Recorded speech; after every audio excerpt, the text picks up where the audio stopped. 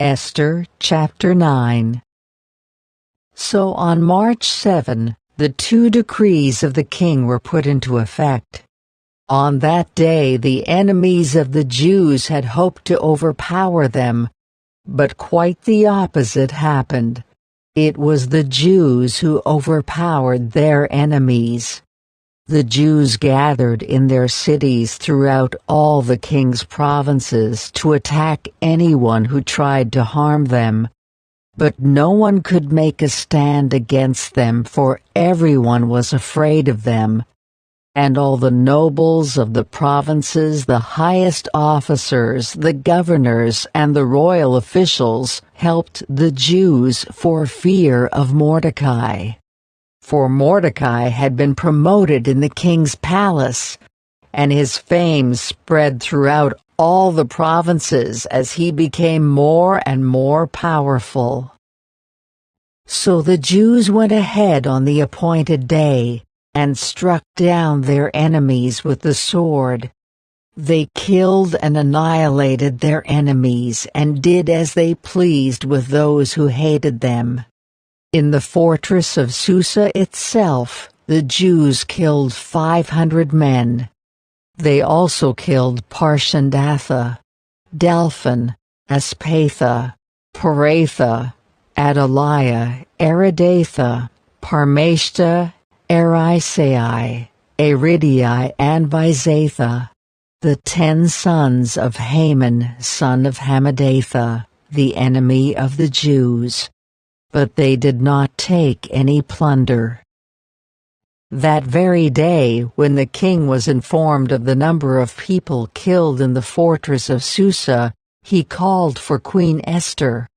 He said, "The Jews have killed 500 men in the fortress of Susa alone, as well as Haman's 10 sons. If they have done that here, what has happened in the rest of the provinces? But now what more do you want? It will be granted to you. Tell me, and I will do it." Esther responded, "If it please the king, give the Jews in Susa permission to do again tomorrow as they have done today, and let the bodies of Haman's 10 sons be impaled on a pole." So the king agreed, and the decree was announced in Susa. And they impaled the bodies of Haman's 10 sons. Then the Jews at Susa gathered together on March 8 and killed 300 more men, and again they took no plunder. Meanwhile, the other Jews throughout the king's provinces had gathered together to defend their lives. They gained relief from all their enemies, killing 75,000 of those who hated them, but they did not take any plunder. This was done throughout the provinces on March 7, and on March 8 they rested, celebrating their victory with a day of feasting and gladness. The Jews at Susa killed their enemies on March 7 and again on March 8. Then rested on March 9, making that their day of feasting and gladness. So to this day, rural Jews living in remote villages celebrate an annual festival and holiday on the appointed day in late winter, when they rejoice and send gifts of food to each other. Mordecai recorded these events and sent letters to the Jews near and far, throughout all the provinces of King Xerxes, calling on them to celebrate an annual festival on these 2 days. He told them to celebrate these days with feasting and gladness, and by giving gifts of food to each other and presents to the poor. This would commemorate a time when the Jews gained relief from their enemies, when their sorrow was turned into gladness and their mourning into joy. So the Jews accepted Mordecai's proposal and adopted this annual custom. Haman, son of Hammedatha the Agagite, the enemy of the Jews, had plotted to crush and destroy them on the date determined by casting lots. The lots were called Purim. But when Esther came before the king, he issued a decree causing Haman's evil plot to backfire. And Haman and his sons were impaled on a sharpened pole. That is why this celebration is called Purim, because it is the ancient word for casting lots. So because of Mordecai's letter and because of what they had experienced, the Jews throughout the realm agreed to inaugurate this tradition and to pass it on to their descendants and to all who became Jews. They declared they would never fail to celebrate these 2 prescribed days at the appointed time each year.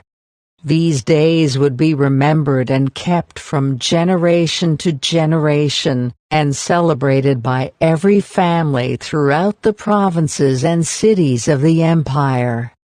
This festival of Purim would never cease to be celebrated among the Jews, nor would the memory of what happened ever die out among their descendants. Then Queen Esther, the daughter of Abihail, along with Mordecai the Jew, wrote another letter putting the queen's full authority behind Mordecai's letter to establish the festival of Purim. Letters wishing peace and security were sent to the Jews throughout the 127 provinces of the empire of Xerxes. These letters established the festival of Purim, an annual celebration of these days at the appointed time, decreed by both Mordecai the Jew and Queen Esther. The people decided to observe this festival, just as they had decided for themselves and their descendants to establish the times of fasting and mourning. So the command of Esther confirmed the practices of Purim, and it was all written down in the records. Esther, chapter 10. King Xerxes imposed a tribute throughout his empire, even to the distant coastlands.